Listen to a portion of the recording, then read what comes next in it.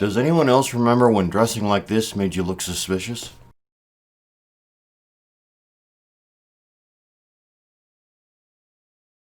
Today's Saturday, August 8th. It's been a couple of weeks since I created a video. There's lots to talk about. I just haven't really had the time. Last night, I met my Republican opposition, Casper, and in my neighborhood. Literally, I was able to walk to where his meet and greet was from my house. My reasoning was, hey, if you're going to come to my neighborhood, I'm going to come out and talk to you. And it was actually a lot of fun. I went there expecting to find I agreed with a lot of things he would say and disagreed with a lot of things he said, and I wasn't disappointed. It was quite refreshing to go to a gathering, and I was one of the younger people there. But it was really nice to see a gathering of people who weren't afraid to gather without masks. We were all outside in the fresh air and the sunshine. It was between 6 and 8 p.m., so sun's still up. I got a chance to talk to Casper, and before he gave his speech, it was a lot of fun. I enjoyed the conversation. I liked the guy. I can be his opponent. He can be my opponent. And we can like each other. He actually, as he's giving his speech, I'm thinking to myself, is this guy a Republican or is he a Libertarian? Because he has a lot of Libertarian views. And I asked him afterward. He says I lean Libertarian. Fantastic. You should. He says, yeah. His campaign manager is trying to talk me into the Republican Party. I'm going, hey, maybe you should come over to the Libertarian Party. But it was an interesting mix of people. There was a couple there from Golden. They're microbiologists. And I was talking to them about coronavirus because we're all standing out there in the yard, no masks on, and I was talking about how those on the left tend to be very emotional about coronavirus to the extreme, to the point where you can't even ask a question because all of a sudden they go off the deep end and start screaming at you and accusing you of wanting to kill people. And so I asked her, being a microbiologist, I said, my understanding, what I've heard, is that being a coronavirus, the COVID is almost instantly killed by ultraviolet light. And she smiles. I actually chuckled about it. She says, absolutely. I said, so the largest source of ultraviolet light that we know of is right up there. And I pointed to the sun, and she started nodding. I said, okay, that's what I wanted to know. I'm a big believer in fact over rumor or emotional fiction. And yeah, okay, good. This validates what I've been hearing. For me, things are rumor until I can validate them, until I can corroborate them. And this seems to validate what I've been hearing. Fantastic. There's no reason to worry about it during the day because unless the person sneezes or coughs right on you, you're not going to catch anything from anyone because it's going to be dead by the time it gets to you. Fantastic. I think this is really good information. I wish more people were aware of it.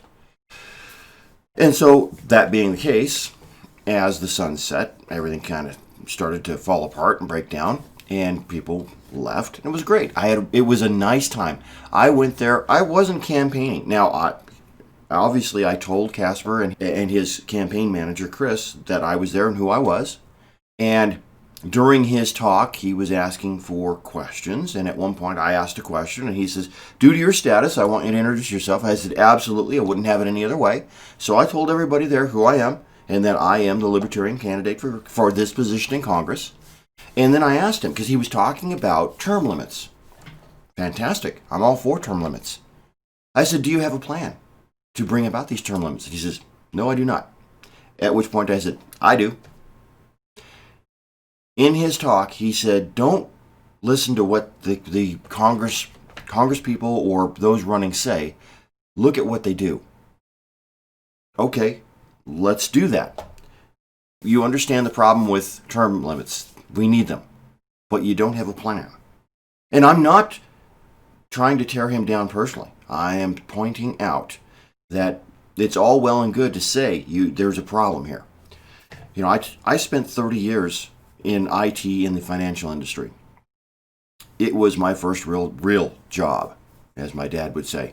And so at the age of 24, I am a night operator in operations, and I see all these problems with the company. I'm telling my boss, this is a problem, this is a problem, this is a problem. I mean, this is what 24-year-olds do, right? And my boss at one point says, listen, Ken, stop coming to me with problems.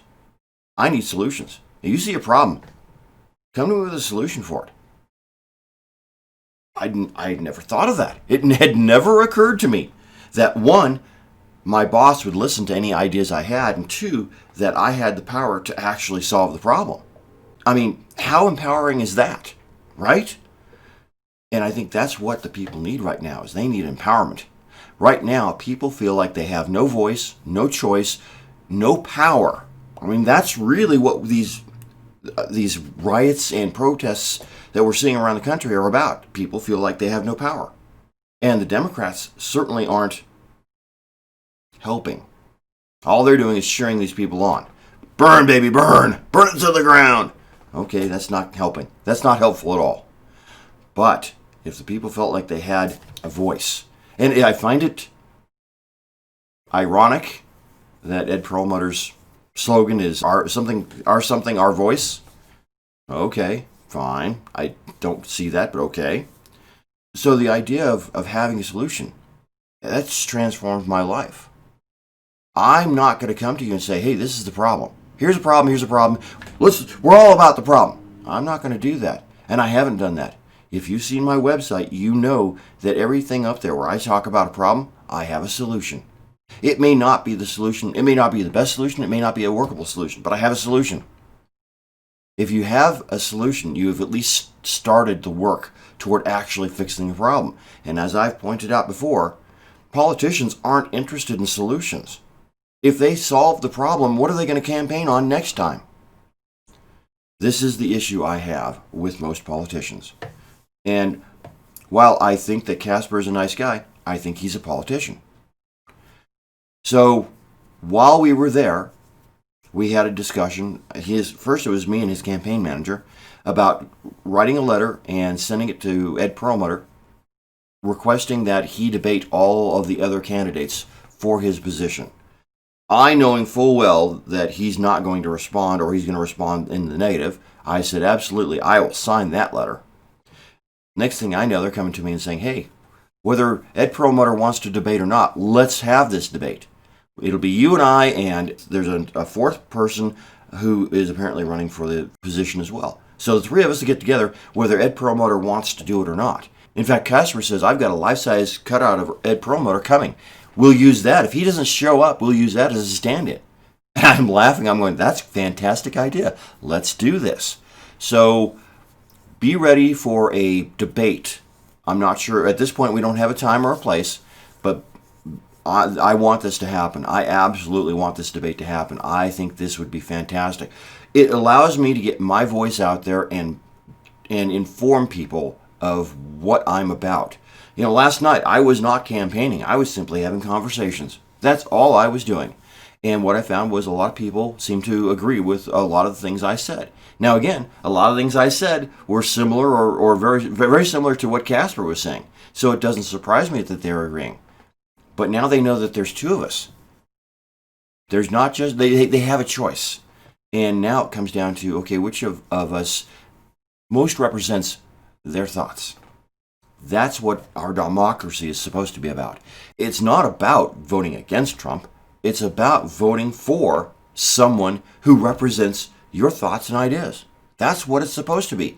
Yet in my entire lifetime, I don't really, aside from maybe the Reagan years, I don't remember my parents ever voting for someone. And I'll admit, I voted for Reagan, absolutely. Out of the two people running each time, he was, from my point of view, the best choice. Had we had a better solution, or had I known about a better solution, I would have voted that. Simple as that. So yeah, I'm looking forward to having a debate, getting the issues out, and getting a chance to tell the people, here are my solutions. Because I know for a fact, I'm going to be the only candidate up there who's going to have solutions. Remember, if you really want change, you have to vote for something different.